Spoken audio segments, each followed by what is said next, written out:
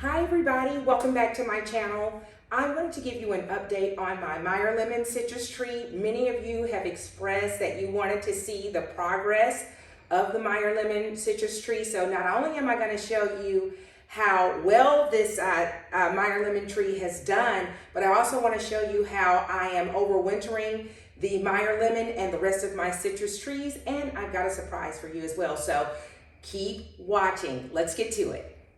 This is where we are with the Meyer lemon tree, looking gorgeous. And so I just brought my citrus trees inside of my garage.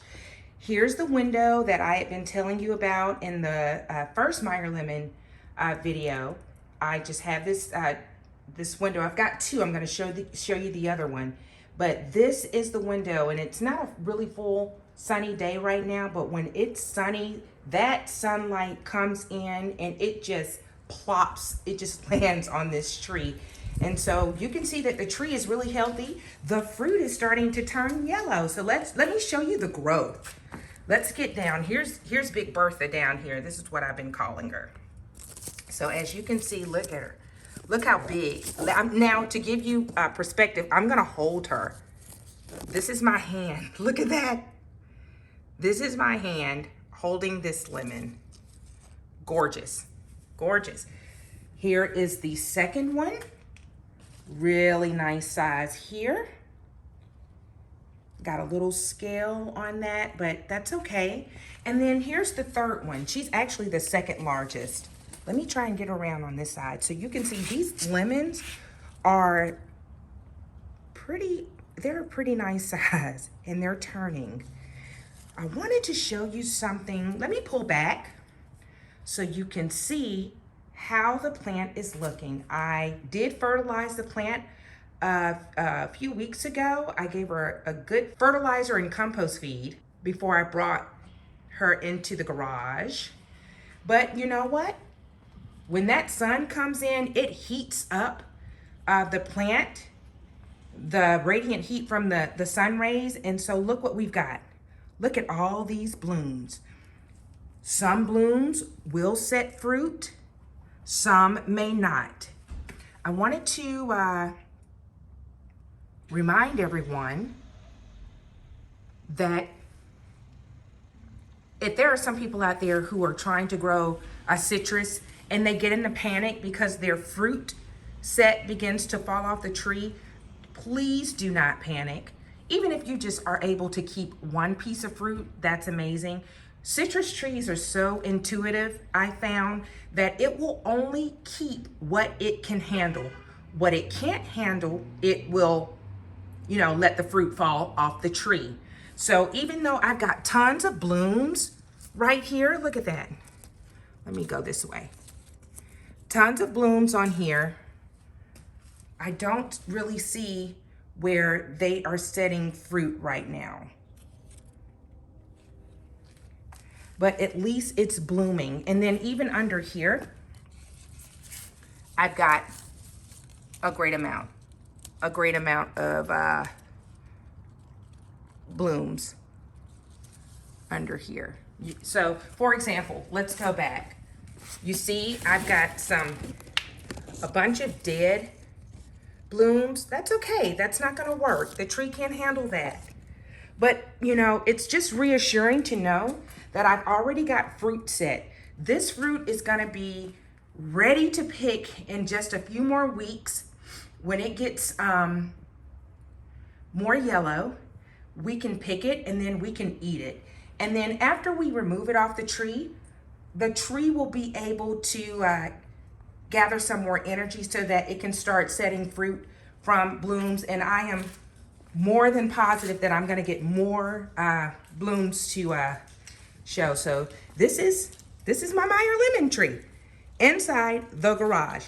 Now we're gonna jump over so you can see how I have been treating the other citrus trees that I just bought. So now I wanna show you how the mandarin, the satsuma, is looking. Just wanna show you the leaves, really healthy. Here's the mulch.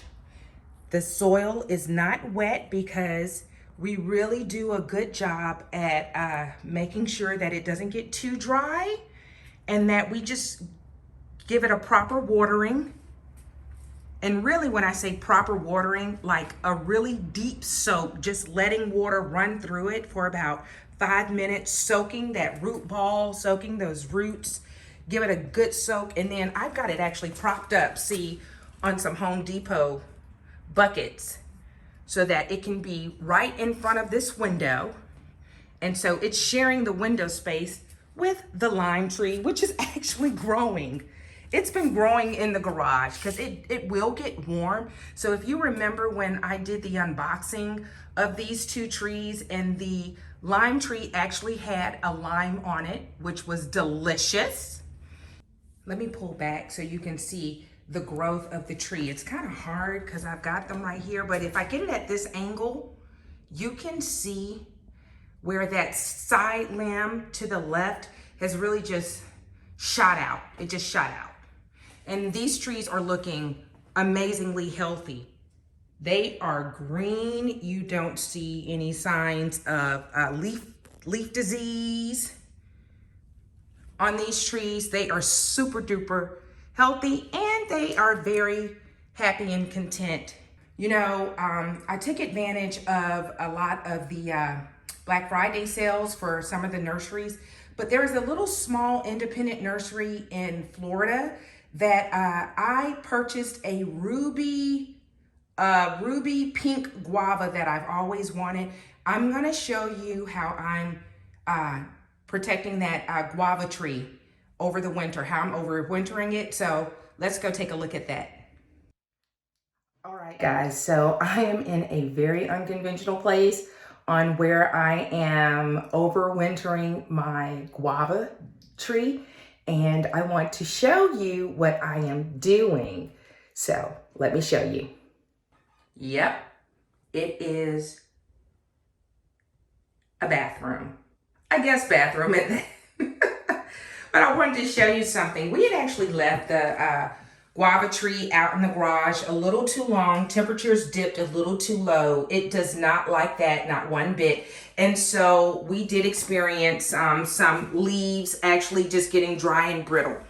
I brought the tree in here to kind of rehab it because this, let me show you, this bathroom has a heater right here and it gets extremely warm. And then on top of that, if you look up, it has a window up there that shoots those sun rays and that radiant heat down onto that plant.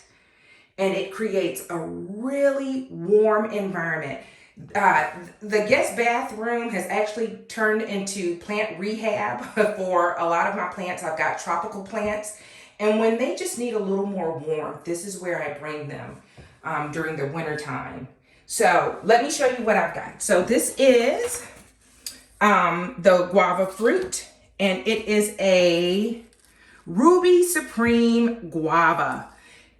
She is not dead. She has gone dormant for a little bit. The leaves are still on here, still healthy. You can see just a lot of them fell off. And so what I did was I let them fall. I gathered them and I just put them and used them as a little mulch layer to keep the soil moist. You can see right here, the soil is not dry at all. So I'm gonna put this one back right there so you can see. Of course, I do have my water bucket right here so that when it's time to water my plants, I can give them, I just come in here, I run the water into the watering can. I always let the water sit for about an hour so that the chlorine can evaporate out of the water. And then that's what I use that water to give a good soaking to the plants in my house plants in the house. Another thing I wanted to show you guys is what I received in the mail from Lead Farmer 73, Lead and Lady Lead. Thank you so much. I received my sugarcane nodes, and you can see right here, I've got some roots forming. They were so gracious. They wrapped these sugarcane nodes up in wet paper towels. I received them over before Christmas.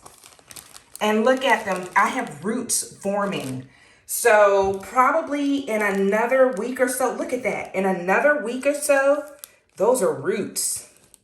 You can see those white roots right there. In another week or so, I am going to get these planted up, maybe eventually, and just house them in my garage as well. Or I may keep them in here. I don't know. But I want to share something with you. Also, something that I do, I put these doors up. They will come down eventually. Oops. So I have these doors up so that I can really encapsulate, or if a guest needs to come in, I put them up just for a brief moment so that I can hide my plants and people won't have to see my plants. Yes, I do have accordion doors in this bathroom. It's okay. It's not permanent. It's just for a season, as most things that come and enter into our life. For a season, but definitely for a reason. So here's Pink Guava. All right, so I am back in the garage. So I just wanted to give you one last little peek of my Meyer lemon tree. Who's starting? She went from a really pretty emerald green to now she's like more of a chartreuse color. And just for a quick reminder, guys, I am in zone 8A. Zone 8A. And it is so true. Yes, you can grow citrus in a zone other than Florida, Arizona, California, and Texas. You can do it. And you can do it successfully. And I believe the Meyer lemon tree is probably the most forgiving when it comes to being a container, a fruit tree that you could grow and be really successful at it. So if you've been on the fence about growing your own citrus, don't. Try it. You have nothing to lose. Pop it in some dirt. Look at the video. I'm going to attach the video that I did to show how I potted up this one. And you can see how small it is, but let me back up so that you can see how much it's grown. She's like over the pot. And y'all, that's a big, heavy pot. She's completely all over the pot, just sprawled out. Imagine what she's gonna be once we start zapping it with some heat, when the temperatures start to warm up. You know, she really likes to be out. I'll put her outside about the last week of March after the final frost. But this plant really, she just showed out once around May is when she just really started taking off. So I can't wait. And then also I want to show you the trunk of the tree. Look at that. So here's my thumb, and it's a little bit thicker than my thumb. And she's just really liking where she is. The branches are getting thicker as well. But you know what? I've been looking at Lead Farmer's videos, and he's absolutely correct. I would not put her in the ground right now.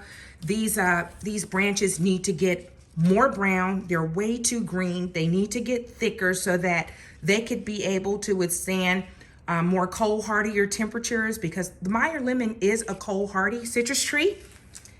It can take some really cold temperatures, but she's still not ready. But once that base gets, that trunk gets thicker, I may pop her in the ground. I may do it. But if not, she's completely happy right here in her container, and she really likes it. So, okay, guys, I guess the next video that I'm going to show you is me actually harvesting the fruit off of this tree. I can't wait to taste it. And as always, guys, you know what I'm about to say next. Be good to yourself and each other. Thank you so much for watching this video. I hope that I was able to shed some insight on the progress of the Meyer lemon tree. If you did like it, please feel free to give me a thumbs up. Comment, let me know what you're growing in your containers right now and how you overwinter your citrus trees and your fruit trees. I'd love to know. I'm always inquisitive about what other people are doing, because sharing is caring. And if you aren't a part of the Live It Up Leslie family, please feel free to subscribe. It doesn't cost anything, and it is always warmly welcome here. And we look forward to engaging the subscribers on the channel. I try and do my best to answer questions when you post questions. So if you do have some questions for me regarding this video, shoot it to me in the comment section, and I will do my best to get back to you in a timely manner. So thanks so much, guys. Thanks for liking. Thank you for sharing. Thank you for all of your support as we enter into a new journey in the new year. And until next time, everybody, be good to yourself and one another. Thanks so much, guys. I look forward to seeing you soon. Take care. Bye.